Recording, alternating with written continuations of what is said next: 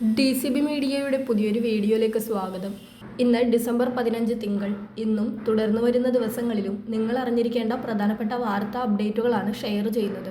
Channel ആദ്യമായി കാണുന്നവർ subscribe ചെയ്യുക, വീഡിയോ ഇഷ്ടമായാൽ ലൈക്ക് ചെയ്യുക, ഫേസ്ബുക്കിൽ കാണുന്നവർ പേജ് ഫോളോ കൂടി ചെയ്യുക. ആദ്യത്തെ അറിയിപ്പ്, പാസ്പോർട്ട് നടപടികളുടെ ഭാഗമായുള്ള പോലീസ് വെരിഫിക്കേഷൻ റെക്കോർഡ് ഇനി മുതൽ ഡിജി ലോക്കർ വഴി നേരിട്ട് ലഭ്യമാകും. വിദേശകാര്യ മന്ത്രാലയവും ഇലക്ട്രോണിക്സ് ആൻഡ് IT മന്ത്രാലയവും ചേർന്നാണ് പേപ്പർ രഹിത സേവനങ്ങൾ പ്രോത്സാഹിപ്പിക്കുന്നതിൻ്റെ ഭാഗമായി ഈ സംവിധാനം ഒരുക്കിയത്. ഇതോടെ വിദേശത്ത് ജോലി തേടുന്നവർക്കും യാത്ര ചെയ്യുന്നവർക്കും മറ്റ് ഔദ്യോഗിക ആവശ്യങ്ങൾക്കും ഈ രേഖയുടെ പേപ്പർ രൂപം കയ്യിൽ കരുതേണ്ട ആവശ്യം പൂർണ്ണമായും ഇല്ലാതാകും. വെരിഫിക്കേഷൻ നടപടികൾ പൂർത്തിയായാൽ ഉപഭോക്താക്കൾക്ക് തങ്ങളുടെ ഡിജി ലോക്കർ അക്കൗണ്ടിലെ ഇഷ്യൂഡ് ഡോക്യുമെന്റ്സ് വിഭാഗത്തിൽ നിന്ന് എപ്പോൾ വേണമെങ്കിലും ഈ സർട്ടിഫിക്കറ്റ് ഡൗൺലോഡ് ചെയ്യാനും ഉപയോഗിക്കുവാനും സാധിക്കും. സർക്കാർ സംവിധാനത്തിൽ നിന്ന് നേരിട്ട് ലഭ്യമാകുന്നതിനാൽ ഈ രേഖകൾക്ക് പൂർണ്ണ ആധികാരികതയുണ്ട്. കേരളത്തിൽ വ്യാജരേഖ ചമയ്ക്കാനോ തിരുത്തലുകൾ വരുത്താനോ സാധിക്കില്ല. കൂടാതെ ഫോട്ടോ കോപ്പി എടുത്ത് സാക്ഷ്യപ്പെടുത്തുന്ന ബുദ്ധിമുട്ടുകൾ ഒഴിവാക്കി ഉദ്യോഗസ്ഥർക്കോ ഏജൻസികൾക്കോ ഡിജി ലോക്കർ വഴി ഡിജിറ്റലായി സുരക്ഷിതമായി കൈമാറാനും കഴിയും.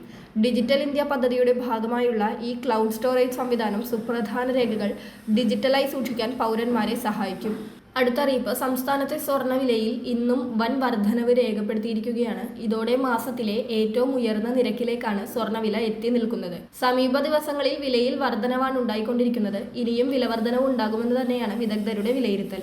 22 ക്യാരറ്റ് സ്വർണത്തിന് പവന് 600 രൂപയുടെ വർധനവാണ് ഇന്നുണ്ടായിരിക്കുന്നത്. ഇതോടെ വിപണിയിൽ ഒരു പവന്റെ നിരക്ക് 98,800 രൂപയായി. ഗ്രാമിന് 75 രൂപ കൂടി 12,380 രൂപയിലെത്തി. ഇതോടെ ഒരു പവൻ സ്വർണ്ണാഭരണം വാങ്ങുന്നവർക്ക് 1 ലക്ഷത്തിലധികം തുക ചിലവാകുന്നതാണ്. അടുത്ത അറിയിപ്പ്, ഒഴിവാക്കൽ മാനദണ്ഡങ്ങളിൽ ഉൾപ്പെടാത്ത മുൻഗണനേതര വിഭാഗമായ NPS നീല, NPNS വെള്ള റേഷൻ കാർഡുകാർക്ക് മുൻഗണനാ വിഭാഗമായ PHH പിങ്ക് വിഭാഗത്തിലേക്ക് മാറുന്നതിനായുള്ള ഓൺലൈൻ അപേക്ഷകൾ നാളെ അവസാനിക്കുന്നതാണ്. വൈകിട്ട് 5 മണിവരെയാണ് അപേക്ഷ സമർപ്പിക്കുവാൻ സാധിക്കുന്നത്.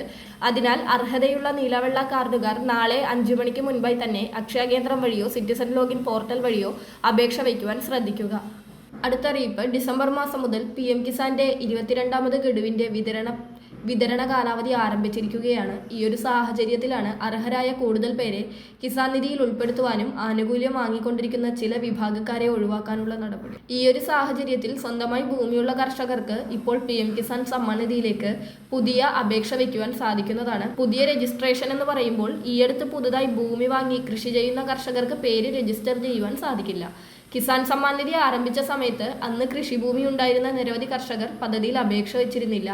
അങ്ങനെയുള്ള കർഷകർക്കാണ് ഇപ്പോൾ കിസാൻ നിധിയിൽ പുതുതായി രജിസ്റ്റർ ചെയ്യാനുള്ള അവസരം വെബ്സൈറ്റ് വഴി ഒരുക്കിയിരിക്കുന്നത്.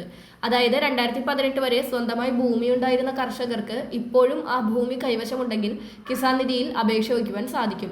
അതിനായി 2018-19 കരമടച്ചതിന്റെ പകർപ്പും ഇതിനായി നിങ്ങൾ അപ്ലോഡ് ചെയ്യണം. മാത്രമല്ല ആ ഭൂമി ഇപ്പോഴും അപേക്ഷകന്റെ കൈവശം തന്നെയാണുള്ളതെന്ന് തെളിയിക്കുന്നതിനായി ഈ വർഷത്തെ കരമടച്ച രസീതിന്റെ പകർപ്പ് കൂടി ഹാജരാക്കണം. അപ്പോൾ 2018 മുതൽ കൃഷിഭൂമി അല്ലെങ്കിൽ സ്വന്തമായി സ്ഥലത്ത് കൃഷി ചെയ്യുന്നവർക്കൊക്കെ കിസാൻ നിധിയിലേക്ക് അപേക്ഷ വയ്ക്കുവാൻ സാധിക്കും.